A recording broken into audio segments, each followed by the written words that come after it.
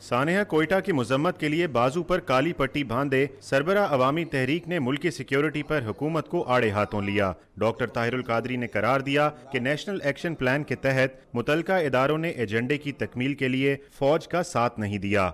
मैं आज पूछता हूँ कि 17 माह में कौमी एक्शन प्लान, ख़ास तौर पे कौमी एक्शन प्लान दहशतगर्दी के ख़ात्मे के लिए, इसका जायज़ा लेने के लिए और इसकी रफ्तार का एनालिसिस करने के लिए वज़ीर आज़म साहब की सदारत में कितने इजलास हुए, ये मेरा सवाल है। अवामी तहरीक के सरबराह ने सवाल किया कि पंजाब में दहशत गर्दों के खिलाफ रेंजर्स ऑपरेशन क्यों रोका गया। उन्होंने दहशत गर्दी के खात्मे के लिए पंजाब में भी ज़रबे अज़्ब शुरू करने पर जोर दिया। पंजाब को किसने मासूम बना रखा है? सारी दुनिया जानती है कि यहाँ दहशत गर्दी की नर्सरीज हैं, दहशत गर्दी की महफूज पनाह गाहें। अगर सिंध और बलोची अगर कराची में हो सकता है तो ऑपरेशन पंजाब में क्यों नहीं?